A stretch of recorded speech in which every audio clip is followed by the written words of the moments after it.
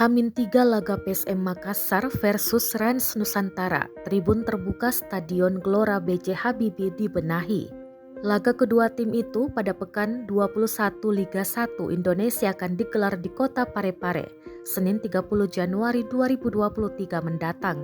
Stadion berkapasitas 20.000 penonton itu membenahi bagian tribun terbuka untuk menyambut penonton. Pantauan Tribun Timur pada Jumat 27 Januari. Terlihat tribun terbuka stadion itu dicat. Selain itu, sesuai arahan kepolisian, tribun terbuka kini mempunyai nomor tempat duduk. Nomor tempat duduk itu menjadi patokan bagi penonton yang akan hadir saat laga berlangsung.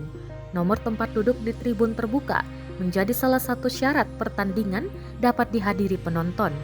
Untuk itu, Pemkot Parepare menambahkan nomor dengan mengecat tribun terbuka agar sesuai arahan kepolisian. Lalu beberapa bagian di tribun terbuka juga dibenahi khususnya bagi peralatan atas.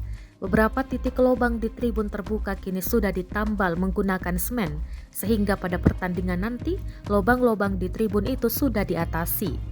Lalu penambahan ruang bagi steward di markas PSM tersebut. Steward merupakan salah satu penambahan dalam penyelenggaraan pertandingan.